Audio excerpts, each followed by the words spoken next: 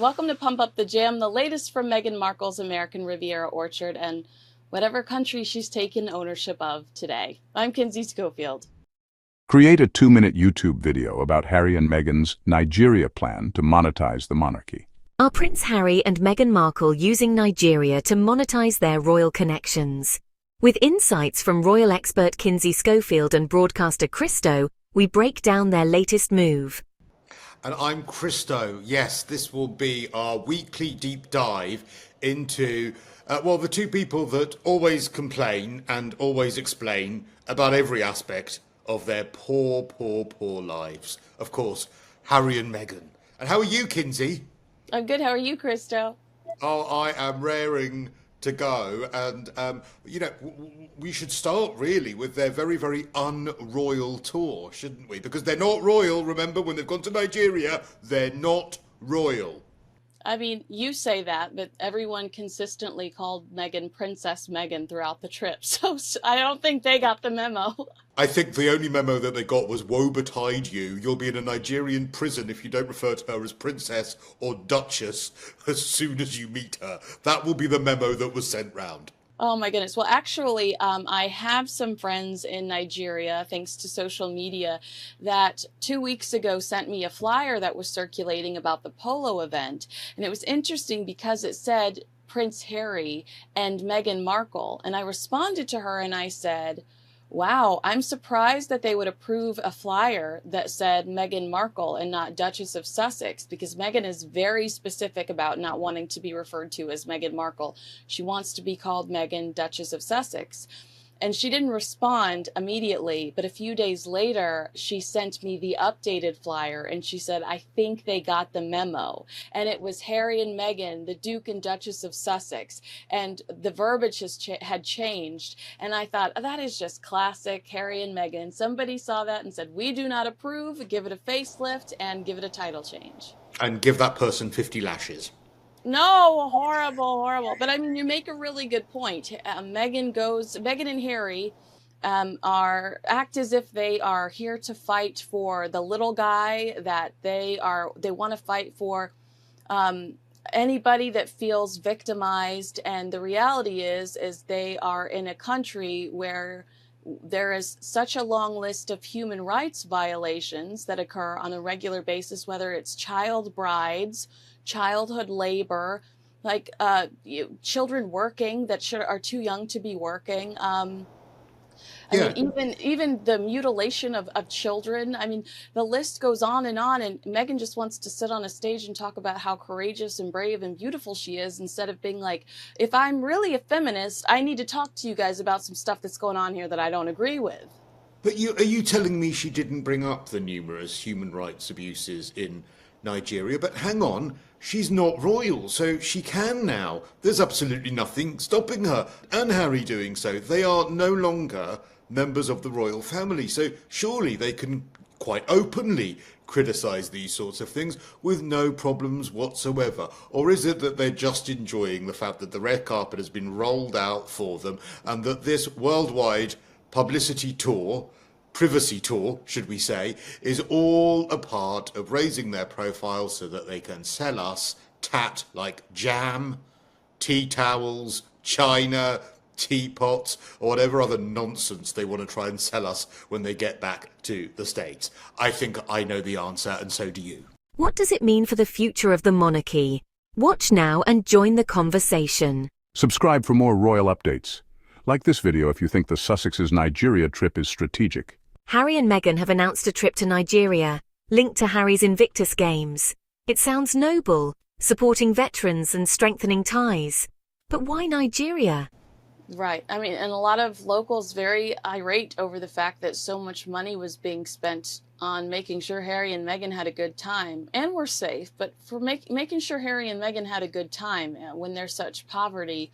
The optics aren't great, but I'm not seeing a lot of media discuss this. All of the media I'm seeing are Meghan looks glam, another shoulderless number for Meghan, and all of the headline. I mean, they've done a really good job of focusing the attention on what Meghan's wearing, how glamorous Meghan is, how beautiful Meghan is, versus the fact that they're in this country, that, you know, the violence against women is ridiculous. And I mean, the list goes on, and what are they doing there? I mean, they don't have to go put on the show to ensure the Invictus Games are going to be held there. It's a no-brainer.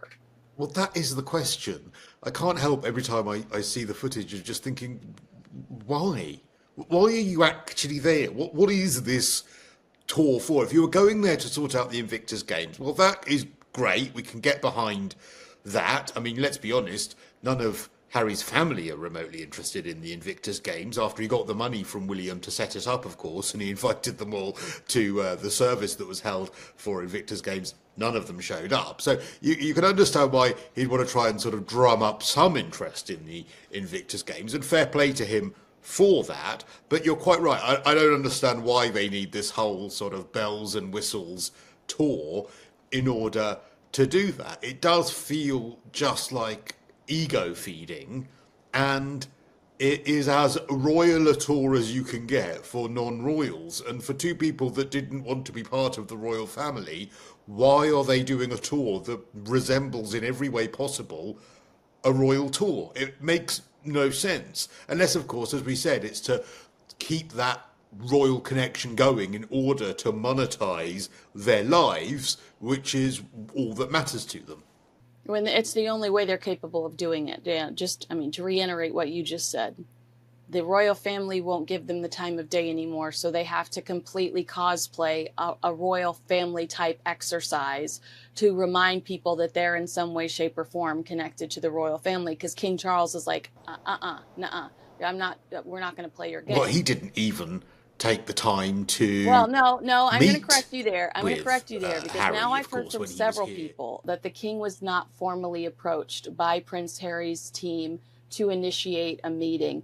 And the king did approve Prince Harry staying at a royal residence. So we've all gone off on this tangent because we've taken Prince Harry and his team's word for the fact that the king refused to see Prince Harry. But Team Charles is saying no formal invitation was sent. They were not invited to the Invictus event. And this is Harry just trying to drum up sympathy because his popularity is declining. What do you have to say to that? I mean, multiple people have now told me from the king's camp that invitation never happened. And why now? They're no longer working royals, yet they use their royal status while claiming independence. Absolutely. They've leveraged their royal ties: Netflix, the book deal, and Spotify. The Sussex brand is powerful.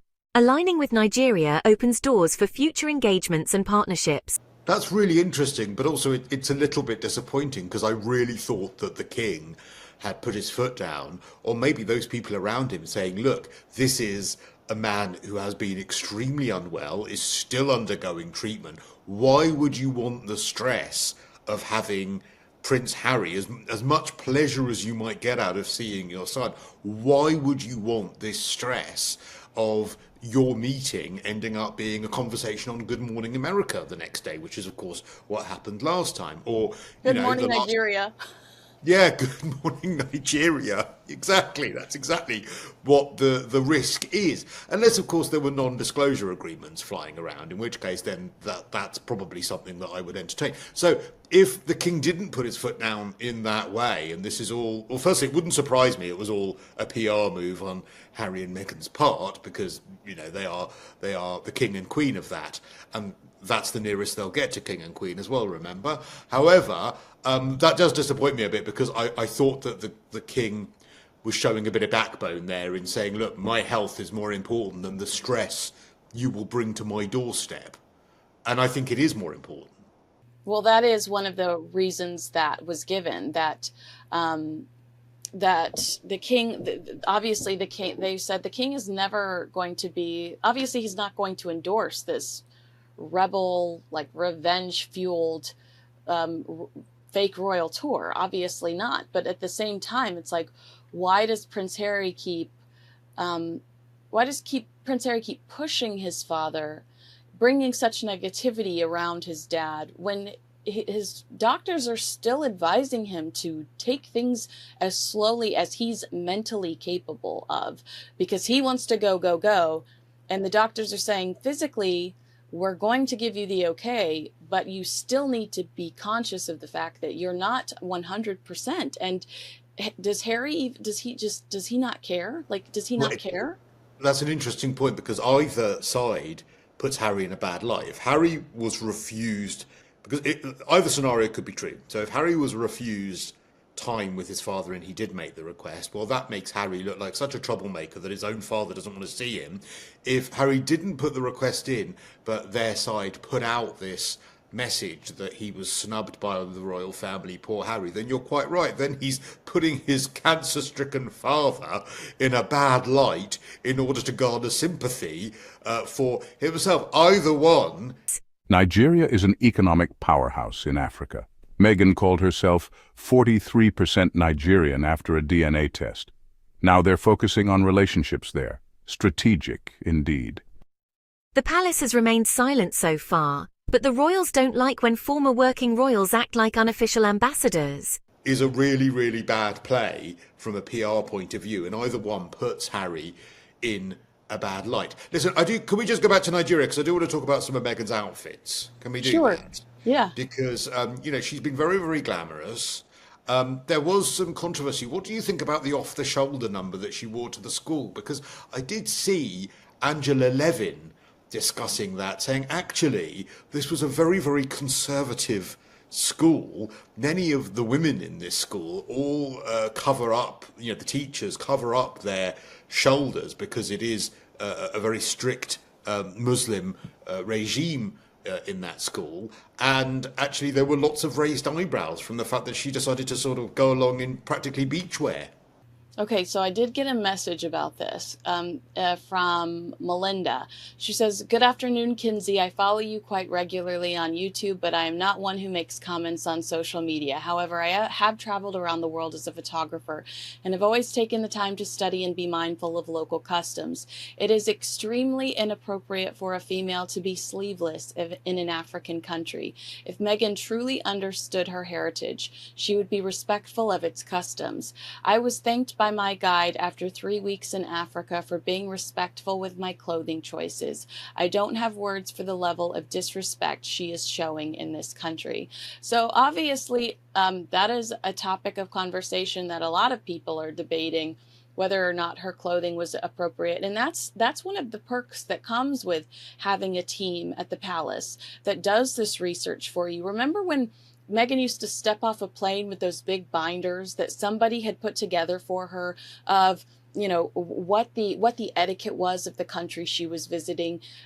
Those are the types of things that would have been in that binder that somebody at the palace would have organized for her. What the appropriate way to dress is, how you greet people, what is some slang that is not appropriate, what slang that is appropriate, and they've kind of thrown protocol out the window, and they've kind of thrown that etiquette out the window because they are so self-consumed, and they just wanted the pretty photos so People magazine would talk about how glamorous their trip to Nigeria was. Are we missing a trick? Is Meghan being a covert feminist here by saying, actually, I'm going to dress as I like? There's always that story, isn't there, of the Queen when the King of Saudi Arabia visited, and at the time women weren't allowed to drive in Saudi Arabia, so the Queen drove him around in her Land Rover. So are we missing a trick? Are we being unfair on Meghan? Could it be Meghan actually sort of covertly trying to be a feminist here, or am I overanalyzing?